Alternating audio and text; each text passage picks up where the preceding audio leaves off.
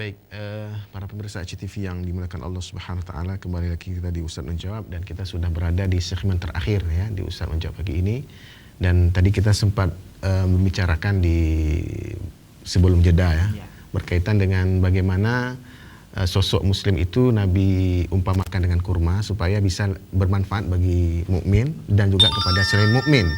Nah, mungkin Ustaz bisa sebutkan beberapa contoh dari kehidupan di zaman Nabi, bahwa mukmin di zaman itu benar-benar bisa memberikan kenyamanan, keamanan, ketentraman kepada mukmin yang lain dan juga kepada selain mukmin mungkin. Baik, Ustaz. Kita tahu bahwa contoh terbaik yang ada adalah Rasul, lalu orang-orang yang bersama Rasul atau para sahabat Rasul. Mereka adalah manusia-manusia terbaik. Siapa yang mengikuti jejak langkah mereka, maka dia pun akan menjadi manusia terbaik walaupun hidup di akhir zaman. Betul sekali. Banyak mungkin contoh dulu bagaimana sahabat, keberadaan mereka di tengah-tengah masyarakat akan memberi manfaat bukan hanya bagi sesama muslim saja, bagi para sahabat Rasul saja. Bahkan orang Yahudi yang sebelum Islam datang mereka ribut terus, mungkin suku Aus dan Khazraj. Tapi dengan datangnya Islam, datangnya orang-orang yang beriman pada Allah, pada Rasulullah, ini bisa didamaikan oleh seorang muslim, seorang mukmin. Begitu pula halnya dengan kurma.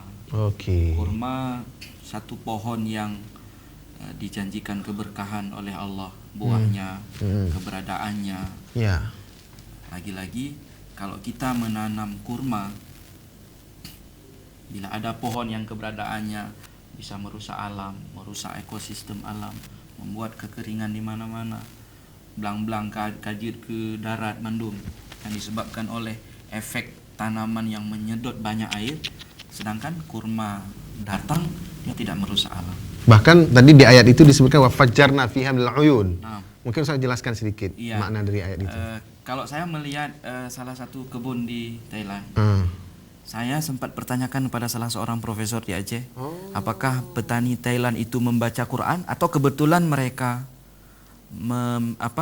membuat sesuatu yang sesuai dengan Quran, khususnya dengan konsep ayat tadi, waja'alna baina, gimana tadi ayatnya, wa fajjarna fiha minal uyun. Allah pancarkan dari celah-celah kurma itu mata air. Artinya apa? Keberadaan kurma ini tidak akan membuat bumi ini kering, enggak. Bahkan menjadi solusi kalau bumi kering itu ya. Di Thailand itu saat di bawah pohon kurma itu kan dibuat agak sedikit piringannya, tapi di dalamnya itu bisa tergenang air. Allah akbar. Lalu ada begah itik-itik ji imanoina. Itu salah satu mukjizat Quran sebenarnya, bukan kelebihan kurma. Terbukti. Sebenarnya Al-Quran memang akan terbukti, tapi kita aja yang nggak mau membuktikannya mungkin. Nah, kita mungkin masih banyak yang belum mau kita buktikan, Masya Allah. Jadi kurang lebihnya keberadaan kurma ini betul-betul akan merawat alam, akan memberikan manfaat untuk alam. Opini dari masyarakat dulu waktu kasus rawa tripa. Kasus rawa tripa kan heboh tuh. Apa tuh maksudnya kasus itu? Ada satu rawa di Nagan Raya waktu maksudnya yang merusak rawa tripa itu kan merusak ekosistem alam. Waktu kita, bukan kita mungkin, ada sebagian orang menebang hutan. Itu makhluk yang tinggal di hutan memang murka dia kepada kita. Ekosistemnya terganggu.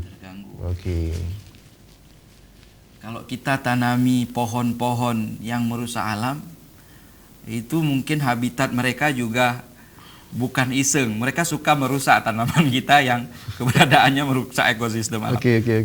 Tapi subhanallah, Masya Allah, ini pohon enggak diganggu sama dia. Masya Allah. Kecuali waktu kita tanam waktu masih kecil sekali, nah, itu memang salah satu hamanya ya babi tadi. Nah, itu memang sifat dia yang seperti itu karena memang masih kecil. Nah, lagi-lagi mungkin ini pohon insya Allah akan diberkahi oleh Allah. Dia memberikan manfaat, buahnya memberikan manfaat, keberadaannya di tengah-tengah alam juga memberi manfaat, tidak merusak alam.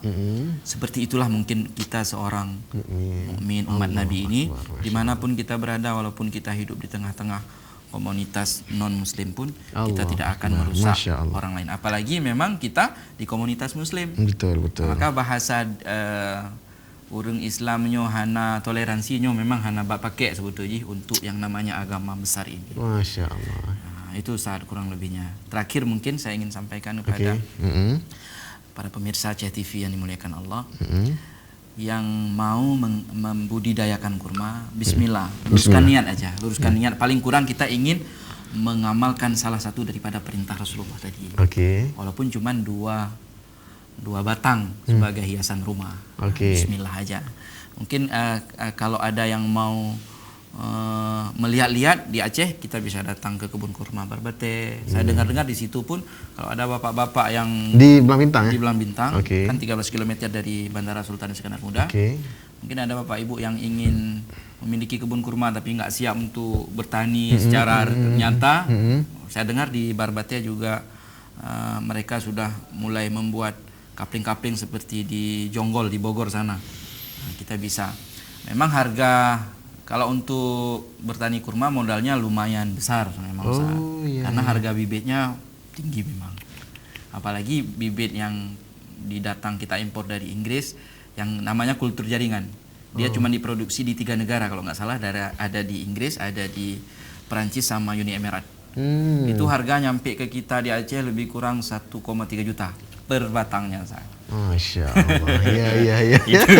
Itu memang agak pikiran siangin. Tapi kalau kita udah yakin, bismillah, Allah pasti akan beri jalan. Demikian kurang lebih. Baik, para pemirsa CTV yang dimuliakan Allah Subhanahu wa taala, demikianlah kesempatan kita di Ustaz Menjawab pada pagi ini bersama Ustadz Ustazi yang telah membahas banyak berkaitan dengan topik kurma tidak sekedar manis, ya.